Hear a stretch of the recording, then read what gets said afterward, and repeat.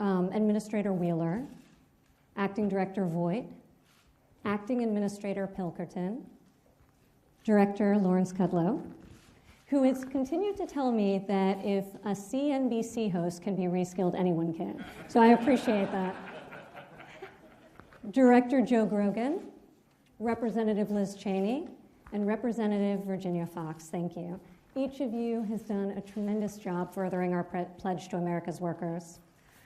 This campaign was born out of the tremendous economic resurgence happening across our country. Today, more Americans are working than ever before. Virtually every single demographic is achieving historically low unemployment rates. There are 7.3 million open jobs, wages are surging, and with an unemployment rate at 3.7%, it is nearing the lowest rate in a half a century. Amazingly, if you look at the last quarter, the second quarter, of all the new jobs created, 74% of new jobs were secured by Americans outside of the workforce on the sidelines of our economy. This administration believes that every American should have a chance to earn a great living doing work that they love. The pledge reflects the President's commitment to ensuring inclusive economic growth and making sure that all Americans are equipped with the skills they need to secure and retain good-paying jobs, whether they're coming right out of high school and looking for their first career or entering their first career, or later on in their life cycle, needing to learn a new skill or a new trade because of the consequences and effects of automation in this rapidly changing technological environment. The President's call to action for the pledge has become a full-blown national movement. Over the last year, more than 300 businesses have signed the pledge, businesses large and small. And today, we celebrate reaching 12 million pledged commitments. Amazing.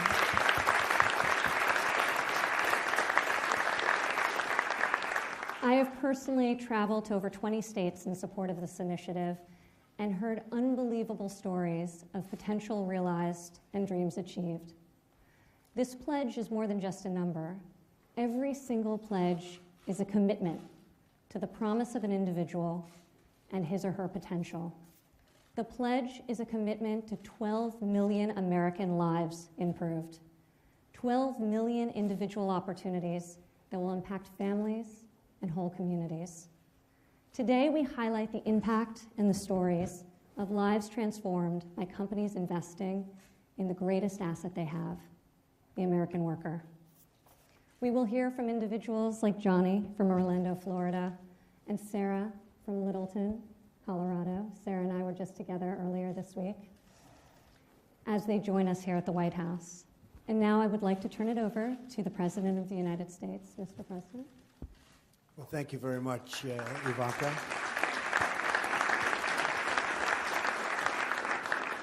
And I think I'm allowed to be proud of my daughter.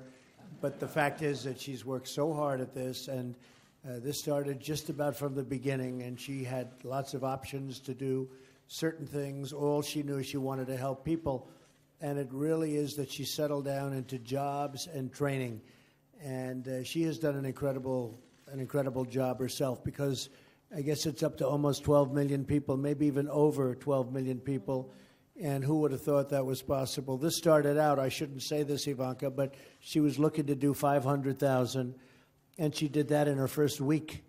And you have to understand Ivanka to figure that one out. But now she's over 12 million, and it's an incredible thing. And she does it to make families happy. Companies have stepped up, like Marilyn, thank you very much, Lockheed Martin, but companies have stepped up to the plate, and so many companies have done thousands and thousands of jobs, and the training for these jobs. It's not like the old days where you go in and you do something that's much simpler today with new technology and computers and all of the different things you have to know. This is just not something that you can easily step into, and companies can train so much better than governments. Governments get into that, and they really don't have a clue as to what they're doing, and it costs a lot of money. And I just want to congratulate a lot of the people in the room, because you worked with Ivanka and you've done something very special. all of our congresspeople and senators and all of our fantastic people like Ben. Thank you very much, Ben. I know how much you've helped, Ben Carson. So much help has been given to Ivanka, and really, it's a big congratulations. We're talking about a tremendous number. Nothing like this has ever been done before. So congratulations, Ivanka. Congratulations, and keep it up. So when will you hit 24 million? When are you going to be doubling? At this pace, The way she goes, pretty soon. So thank you, honey. And maybe I'd like to have Mike Pence say a few words, please, Vice President. Thank you. Well, thank you, Mr. President, and I want to join you in commending Ivanka for the work that she's done on this, the work that members of our cabinet have done traveling all across the country. It is astonishing to think the one-year anniversary of the Pledge to America's Workers, 300 American companies committing to train people for 12 million good-paying American jobs. That is an astonishing accomplishment, and it's a tribute to all the great companies represented here. And I think, Mr. President, it's not only evidence of Ivanka's dedication, your team's dedication, but it's also your commitment to working Americans. You said 3 years ago that forgotten men and women would be forgotten no more. And the policies that we've advanced have revived the American economy, 6 million new jobs created. The unemployment rate is at a 50-year low. But as Ivanka just said, there are millions of jobs going unfulfilled today. And so your initiative, Mr. President, with the Pledge to America's Workers about making sure that people just like all the great Americans gathered in this room have the background and the training to be able to fill those jobs is a testament to your commitment to hardworking Americans. I know you're hard on this. I know that you're a president who believes that all honest work is honorable. And your commitment to skills education, to vocational education, is a testament to your determination to make the American economy great again for every American. And so I want to thank your daughter, but I want to invite everyone here to say thank you to you one more time for your commitment to America's workers.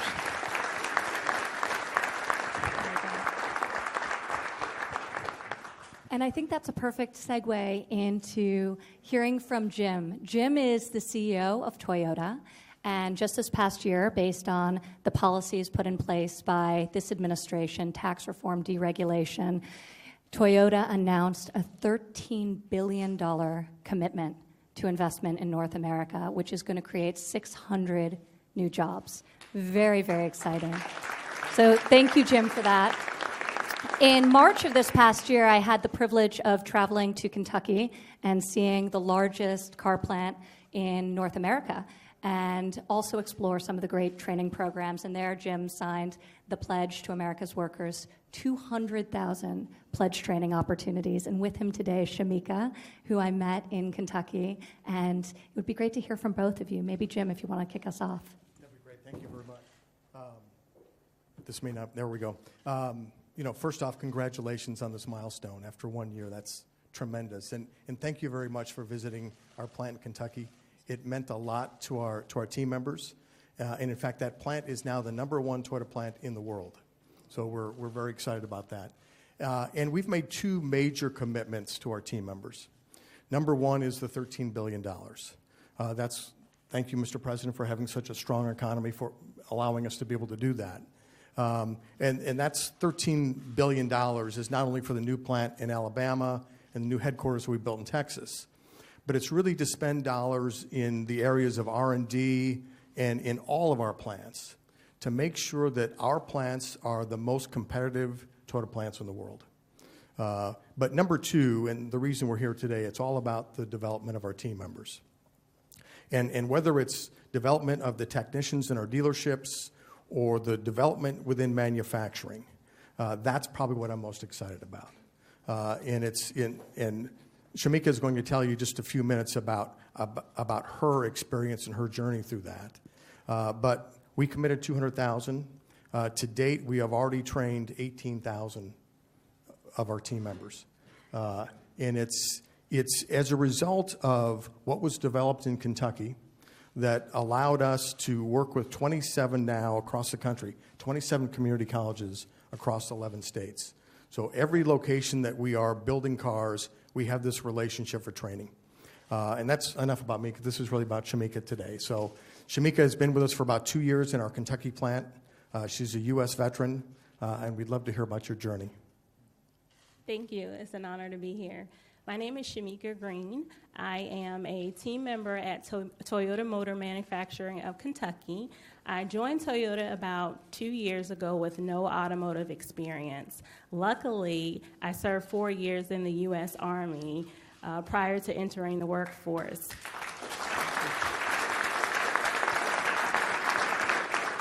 The Army equipped me with leadership skills, a sense of resilience, and discipline, and I was able to translate those skills onto the shop floor. And Toyota, like the military, invested in me, and my supervisors encouraged me to take on new challenges and also provided opportunities for me to take advanced training courses. So in just 2 short years, I have taken on more responsibility, I have expanded my skill set, and been able to transition into more superior positions. So I'm grateful that Toyota has taken a pledge to American workers, because it reassures me that Toyota will continue to invest in me, and as we come upon change in the future, Toyota will help me be prepared for those changes. Thank you.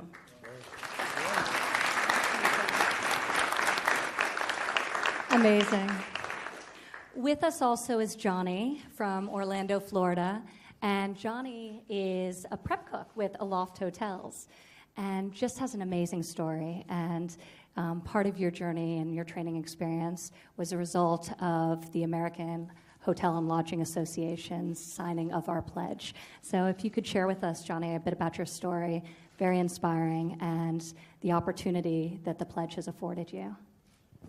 First and foremost, I would like to thank everyone here today for allowing me to be here and also inviting me to speak amongst you guys. The hospitality industry is an industry where dreams come true and support systems are willing to support. As for myself, being the youngest of 4 siblings, I was raised by my grandmother, which led me to want to cook in life and lead on her legacy. And Johnny's grandmother is here, and it's her birthday.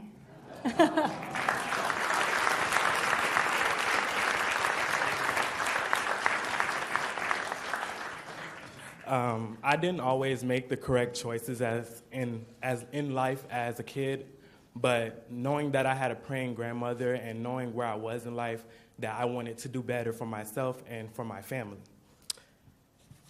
Not so fortunate in life. I didn't know exactly what school I wanted to go to. Well, I knew what I wanted to do, but I didn't know exactly how far I could go and if it was inexpensive for me. Given the suggestion by my aunt, she gave me the suggestion about Second Harvest, and I took on the opportunity to apply, and I knew that Second Harvest was going to be a life-changing moment for me. Second Harvest taught me cleaning, sanitation. They also taught me how to manage myself properly, and also eye-catching skills with knives and presentation with the food. Transportation and funds were hard for me. Was a small barrier for me at the time, but Second Harvest supplied me with transportation and many other goods. I just want to thank the American Lodging Hotel Association for the pledge, which benefited me and other thousands with long-lasting careers, training and education, scholarships, and grants for schooling. And also, I would love to give a thanks for it because it benefited me well. It turned me into the young man that I am today. It gave me a leadership guidance, and it's also given me a chance to grow because not only in the hospitality industry is just cooking, you can also, housekeeping, bartending. And from there, I've been promoted within 6 months. August 12th, it'll be 6 months for me. I've already been promoted twice. And I've been doing good ever since. I wake up from 4:30 to 1:30 in the morning, and from there, I still continue to go home and cook and clean and work from there. So it's really been a pleasure from the American Hotel and Lodging Association with this pledge that they have given and benefited me.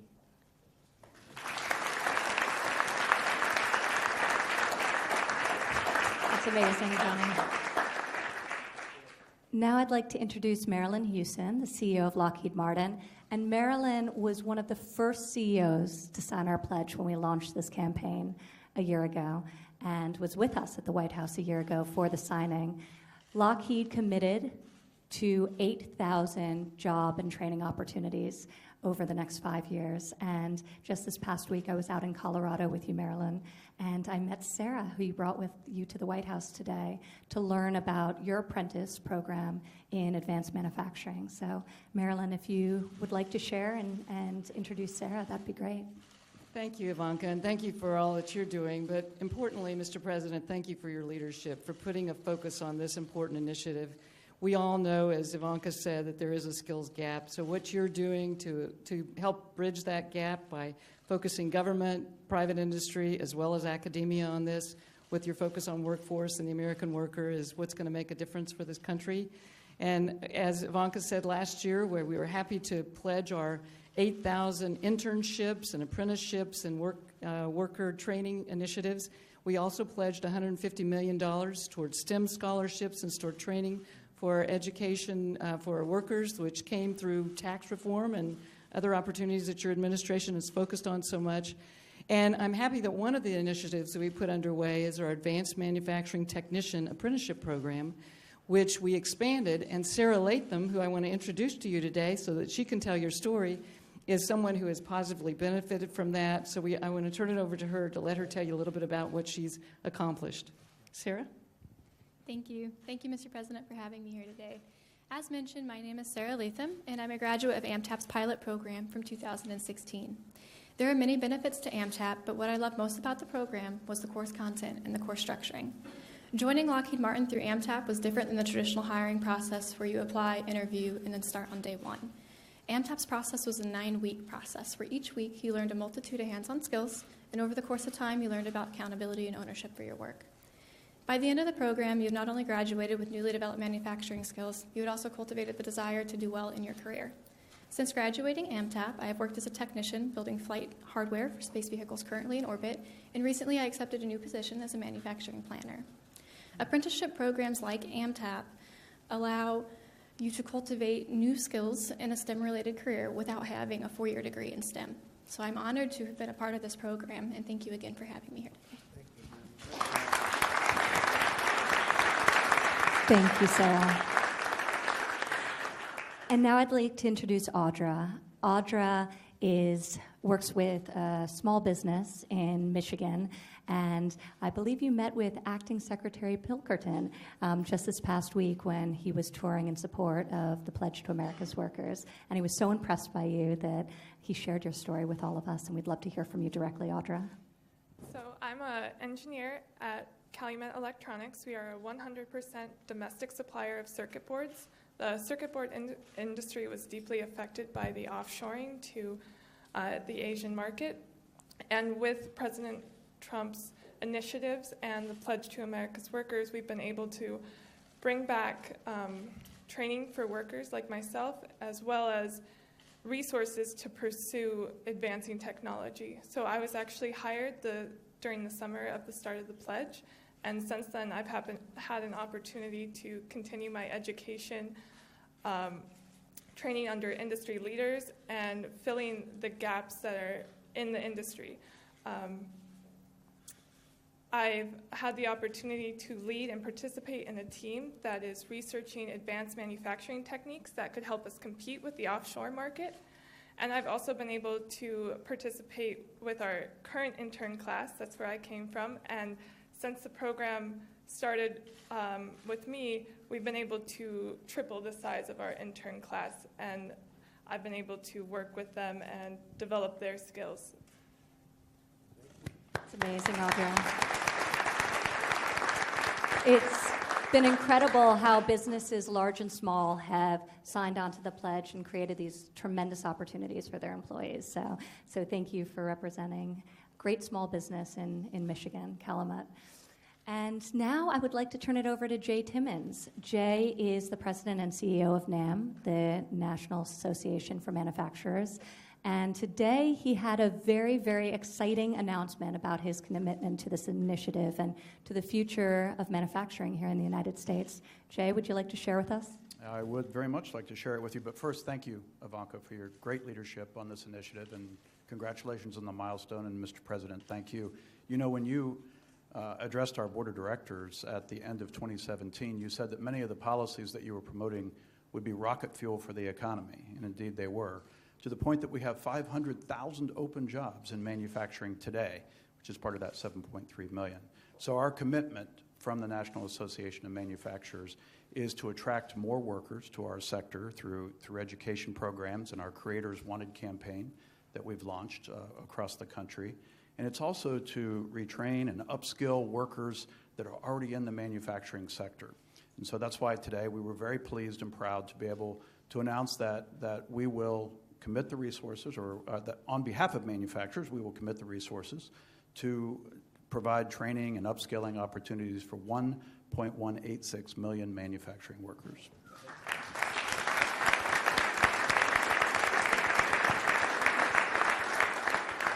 But that's really just a start. We think that's a conservative number. Our members, as you know, our manufacturers every single day are providing training opportunities. And one of those companies is Staub Manufacturing. I know you're very familiar in the Dayton, Ohio area.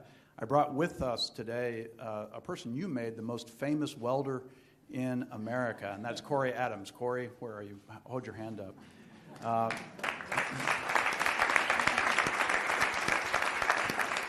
You may remember Corey from the 2018 State of the Union address here in Washington. And Mr. President, you recognized Corey. As you know, he supported himself through high school, and he got a job during the recession only to lose it. And then he was hired at Staub Manufacturing, where, like our other manufacturers, Staub committed to providing the skills necessary for Corey to become a welder and to add to his career portfolio at the company and in manufacturing. So that's one example of many. We look forward to working with you and our Manufacturing Institute working with you to continue to upskill the workforce in manufacturing. Amazing, Jay. Thank you. And I would like to recognize so many other great companies and workers from across the nation who have joined us here today. Employees from Apple, from Samsung, from Siemens, and so many other great businesses. So if you could all stand, we'd love to give you a round of applause.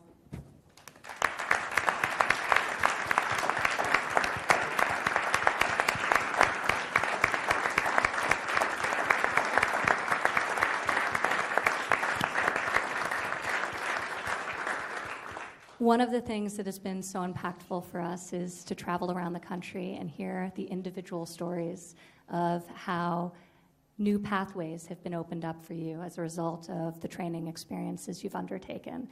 And hearing from you today reinforces why this initiative is so important and why we're so committed to it. So really thank you. And Mr. President, if you'd like to say a few final words before we leave.